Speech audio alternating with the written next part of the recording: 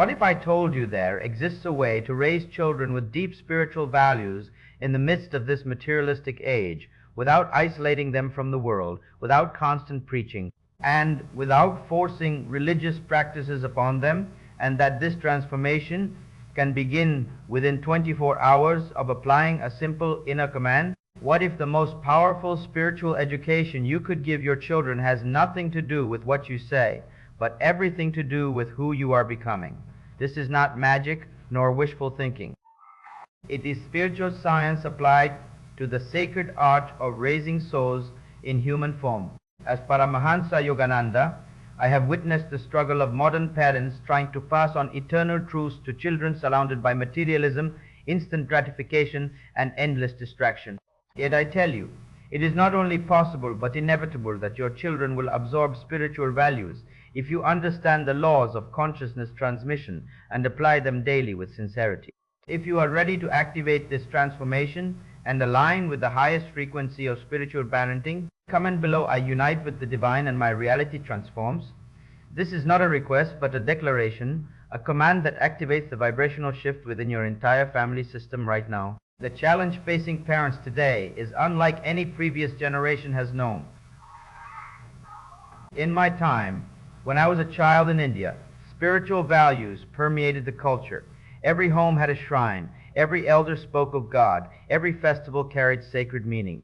But in the modern world, and especially in the West, where materialism has reached unprecedented heights, children are bombarded from morning to night with messages that contradict spiritual truth. Television, social media, advertising, peer pressure, even the education system all conspire to teach that happiness comes from possessions, that success means wealth and fame, that pleasure is the highest good, and that the spiritual dimension of life is either irrelevant or embarrassing. Many parents try to counter this tide by forcing their children to attend religious services, memorize prayers, or follow rituals, Yet often these children, once they gain independence, abandon all spiritual practice because it was imposed rather than inspired. The conventional approach fails because it treats spirituality as a set of external behaviors to be enforced, rather than as an inner reality to be awakened. From my earliest years, I observed that the most powerful spiritual education happens not through words, but through vibration. My own mother, though she passed when I was young, left an indelible imprint on my soul, not because she lectured me about God, but because her very presence radiated devotion, kindness, and an unshakable faith in divine providence. My father, stern and intellectual, taught me through his unwavering integrity and discipline that spiritual principles must govern one's life regardless of personal convenience. These were not lessons taught, they were lessons absorbed to the atmosphere they created.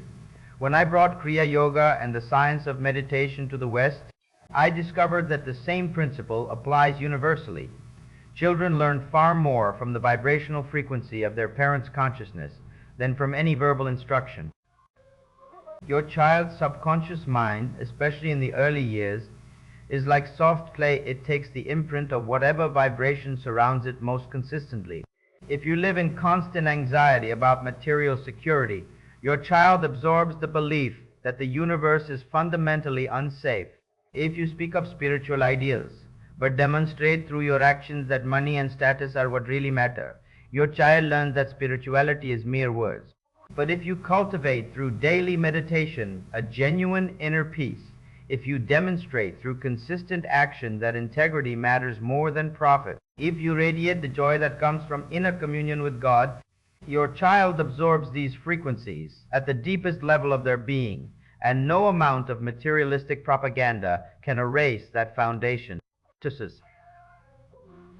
The mechanism by which this transmission occurs is both subtle and scientific. Every thought you think, every emotion you feel, every action you take emits a specific vibrational frequency. These frequencies create an energetic field around you that others, especially sensitive children, unconsciously detect and respond to. When you meditate daily, when you practice the Han Sao technique of concentration or the sacred Kriya Yoga, if you have been initiated, you are not just benefiting yourself, you are purifying and elevating the vibrational atmosphere of your entire home. Your nervous system becomes calmer, your emotions more stable, your intuition clearer. This transformed state radiates outward like light from a lamp, and your children, living within that light, cannot help but be influenced by it. They may not consciously understand what is happening, but something in their soul recognizes here is peace, here is truth, here is something real that the world outside cannot give. This recognition, planted early and reinforced through years of consistent exposure, becomes the foundation upon which their own spiritual life will later be built. To raise spiritually minded children in a materialistic world, you must first become what you wish them to become. This is the supreme law of spiritual education. You cannot give what you do not have. If you yourself are anxious, reactive, and driven primarily by material concerns, no amount of religious instruction will make your children spiritual. But if you dedicate yourself to daily inner practice, even just 20 minutes each morning, everything changes. Begin your day before your children wake, sitting with spine erect in a quiet place. Close your eyes, focus gently at the point between the eyebrows, and practice conscious breathing, inhaling while mentally repeating Hong, exhaling while mentally repeating Sao, which means I am He, affirming your identity with infinite consciousness. As your breath becomes subtle and your mind grows calm, inwardly declare, Divine Father, Mother, I am your instrument for these souls. Flow through me today. Let my presence be a blessing. Let my words carry truth. Let my actions demonstrate Dharma. This is not a passive prayer of hope. This is a command issued from the soul's authority, programming your subconscious to operate from spiritual consciousness throughout the day. When you emerge from this practice and greet your children, they will sense something in you that is different from the frantic, distracted energy most adults carry, and they will trust it. In Beisanen, the practical application of this principle requires both inner work and outer expression.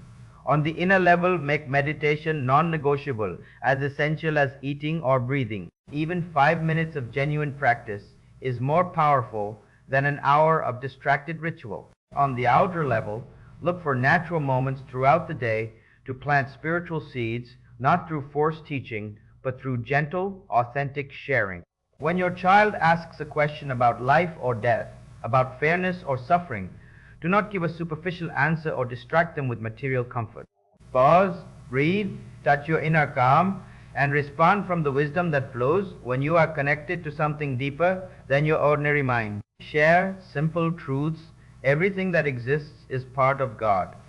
That tree, that bird, you, me, all connected. When you hurt someone, you hurt yourself because we're all one family. Or when a child fears the dark, close your eyes and feel the light inside your heart. That light is God, and it's always with you, brighter than any darkness outside. These small moments, repeated over years, build a spiritual foundation far more solid than any formal religious education. Itembo, create simple rituals that involve your children without forcing them. Before meals, hold hands for a moment of gratitude, not a memorized prayer, but a sincere feeling of thanks for the food, for the love that prepared it, for the life force it contains. Before sleep, sit with your child for a few moments of quiet. You might softly say, let's thank the Divine for today and ask for protection through the night. Keep it natural, brief, warm. In these moments, you are teaching that communication with God is not something formal or distant, but as natural as talking to a loving friend. As they grow older, if they show interest, you can share more, teach them simple breathing exercises for calmness, show them how to sit quietly and listen within, introduce them to inspiring stories of saints and masters, but never force. If a child resists, do not make spirituality a battleground. Instead, simply live it more deeply yourself, and in time, their own soul will call them back to what you demonstrated. The challenge of materialism is real, but you can address it without denying your children reasonable comfort or isolating them from the world. When they ask for the latest toy or gadget that all their friends have, you face a teaching moment. You need not always say no. Sometimes it is appropriate to give, but use these moments to plant awareness. We can get this, and I'm happy to give it to you, but I want you to notice something. After you get it, pay attention to how you feel. The excitement will fade in a few days or weeks, and you'll want something else. That's how material things work. They give temporary happiness. But the happiness inside, that comes from being kind, from doing something creative, from feeling close to God. That happiness stays. Both kinds are okay, but one is stronger than the other. As you grow, you'll learn which one matters more.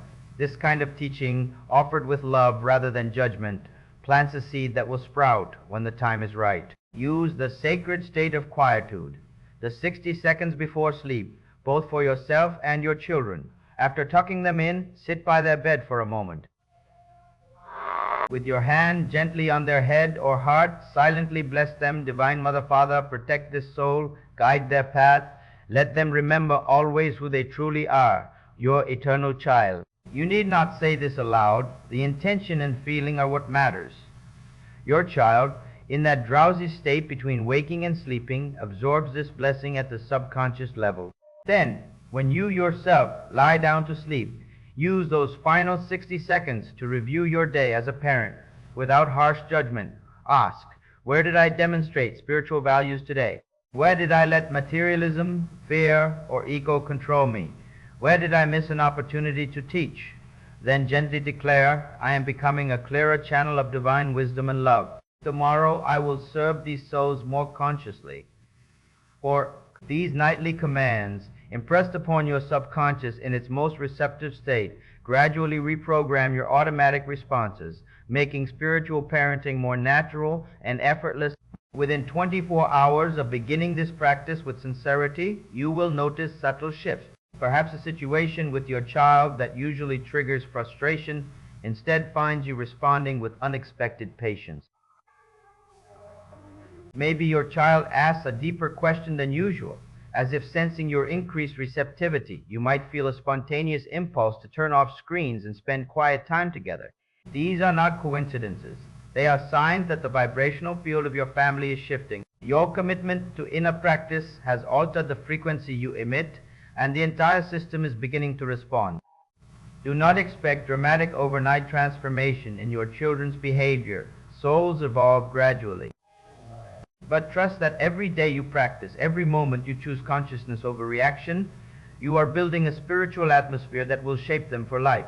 Some parents worry, but my children are already teenagers, already influenced by peer pressure and materialism. Is it too late? I tell you, it is never too late for the soul. Even if your children are older and seemingly resistant to anything spiritual, the principle remains the same. Transform yourself first. Become so genuinely peaceful, so authentically joyful, so clearly guided by inner wisdom that they cannot help but notice. Teenagers especially can detect hypocrisy instantly. If you preach spirituality but live materialistically, they will reject everything you say. But if they observe you facing life's challenges with faith rather than panic, if they see you choosing integrity when it costs you, if they witness genuine happiness arising from your inner practices rather than external circumstances, something in them will recognize truth. They may not acknowledge it for years, but the seed is planted. The seed is planted. When life inevitably brings them difficulties that material solutions cannot solve, they will remember what they saw in you, and they will seek what you have found. I also encourage you to expose your children to spiritual community when possible, not forcing attendance at religious services that feel dead or hypocritical, but finding genuine seekers of truth with whom your family can associate. Children learn powerfully from observing adults other than their parents who embody spiritual values. When they see that mom or dad is not alone in valuing meditation, service, and inner growth, that there exists a whole community of people who live this way, it normalizes spirituality and makes it seem less strange or isolating. Yet be discerning. Choose quality over quantity. One afternoon spent with a genuine spiritual person is worth more than years of mechanical religious attendance. The greatest gift you can give your children is not protection from all materialistic influence, but the inner tools to navigate that influence with wisdom. You cannot and should not try to isolate them completely from the modern world. Instead, teach them discernment. When they watch television or scroll through social media, occasionally sit with them and gently point out, Notice how that advertisement tries to make you feel incomplete, so you'll buy something. Notice how that show glorifies selfishness and rudeness as if they're funny. You don't have to judge it or avoid it entirely, but be aware. Don't let it shape how you think without your conscious choice. This kind of media literacy, combined with a strong inner foundation from your own example, gives them immunity to manipulation. Remember always that your children are not truly yours. They are souls entrusted to your care for a time by the divine. They have their own karma, their own path, their own lessons to learn. You cannot force them to be spiritual, nor should you try. Your job is not to control their choices, but to provide an atmosphere in which their highest nature has the best chance to flower.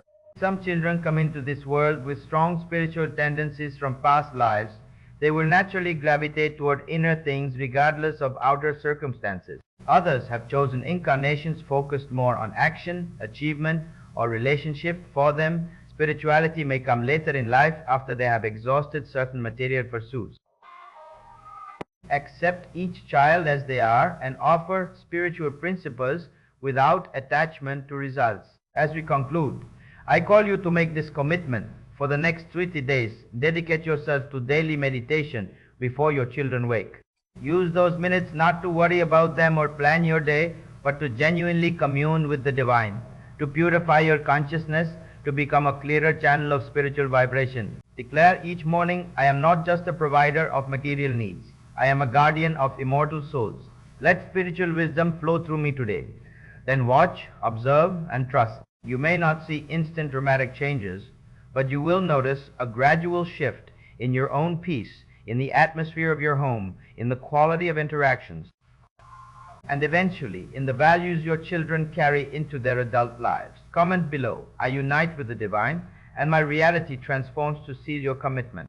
Subscribe and activate notifications to continue receiving these sacred teachings. Share this message with other parents who struggle to raise conscious children in an unconscious world. And remember, the world's materialism is loud, but the soul's truth is eternal. When you embody that truth through daily practice and authentic living, your children will absorb it at levels deeper than any external influence can reach. May your home become a sanctuary where young souls remember their divine origin, even while learning to navigate the material world. May you become not just parents, but spiritual guides appointed by God Himself to shepherd these precious souls safely home.